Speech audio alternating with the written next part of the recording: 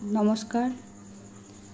আমার আজকের দিনের ভিডিওটা আমার কাছে অনেক একটা মেমোরেবল ডে। আজ আমাদের বিএড সেকেন্ড সেমিস্টারের ইন্টার্নশিপটা শুরু হয়েছে। আর সেই কারণেই এত সকাল সকাল ওঠা, গোটা দিনের একটা রুটিনকে তৈরি করা, স্কুলের সাথে যুক্ত হওয়া। আজকের দিনে ভিডিওটা না করলে আমার মনে শান্তি আসতো না, কারণ আমি জানি এটা নিজের মনেতে থাকবে, মেমোরেবল থাকবে। কিন্তু আমি 5 বছর পর যদি আমার এই ভিডিওটা দেখি, তখন আমার এই যে মেমোরিগুলো সেগুলো আরও স্বচ্ছ হয়ে যাবে। তাই আমি আজকের ভিডিওটা করছি। ব্যস্ততার মাঝে সমস্ত কিছুর ভিডিও নেওয়া হয়নি, তার মাঝে আমার ফোন হ্যাং করছিল। অনেক ভিডিও নিয়েছি ভেবেছিলাম, কিন্তু সেগুলো নেওয়া হয়নি। সকাল 6:30 থেকে পড়াতে বেরিয়েছিলাম। সকালের দিকে বেশ ঠান্ডাটা ছিল, তাই সোয়েটার পরেছি। হয়তো আমি এমন এখন যে সোয়েটার পরে ছবি পোস্ট করছি, কারণ এখনও সোয়েটার পরা হচ্ছে না। গিয়ে দেখলাম আমার স্টুডেন্ট, ছোট্ট স্টুডেন্ট, ওর ক্লাসে র্যাঙ্ক করেছে 3rd, যেটা একজন টিচার হিসেবে আমি জেনে তো খুবই খুশি। আর আজকের দিনের ভিডিওর মধ্যে এটা অ্যাড করাটা খুবই দরকারি ছিল, তো আমি তার মায়ের থেকে পারমিশন নিয়ে ভিডিও করলাম। ও খুব ভালো একটা স্টুডেন্ট, তবে আজ ওর শরীরটা একটু খারাপ ছিল, আর আমি সকাল সকাল চলে গিয়েছি।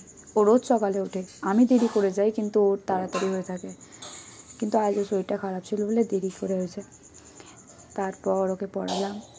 আর এটা আমার সকাল থেকে 2 কাপ চা, আজ আমি 5 কাপ চা খেয়েছি, যেটা আপনারা ভিডিওতে দেখতে পাবেন পরপর। ওখান থেকে বেরিয়ে আরও একজনকে পড়ালাম। তারপর বাড়ি এসে তাড়াহুড়ো করে স্নান করলাম। আজ আসলে সোমবার, তো এত একটা সুন্দর দিনে পুজো না দিয়ে বেরোনোটা আমার মনে হয় উচিতই না। তো পুজো দিলাম, দিয়ে তাড়াহুড়োতে আর বাকি ভিডিও করা হয়নি।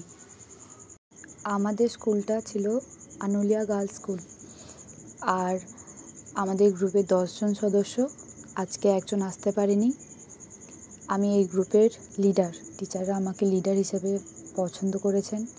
আমি চেষ্টা করেছিলাম, করছি, এখনও করব, এখনও 1 মাস আমাদের এটা চলবে।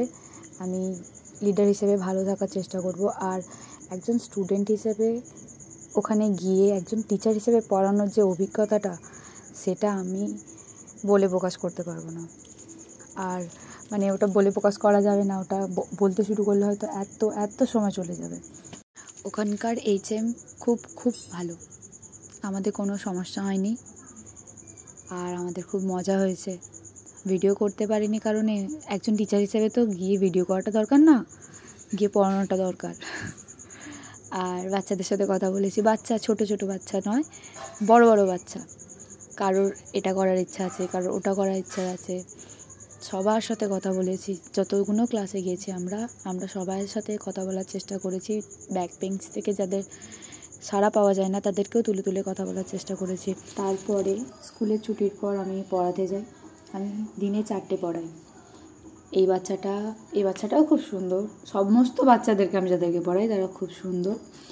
আর একজনকে পড়াই, তার বাড়িতে যখন গিয়ে বসেছি, তখন আমার বাড়ি থেকে ফোন আসছে যে আমার এক বান্ধবী, যার বিয়ে, সে আর তার মা আমাকে নেমন্তন্ন করতে এসেছে। তো আমি তাদেরকে বলে তাড়াহুড়ো করে বেরোলাম, এবং তারপর কিছুক্ষণ বাদ আবার তাকে পড়াতে গেলাম। ভিডিও করেছিলাম মনে হলো, কিন্তু ভিডিওগুলো সেভ হয়নি। ও বাচ্চাটা খুব সুন্দর, খুব মিশুকে, ওর সাথে আমি খুব গল্প করি।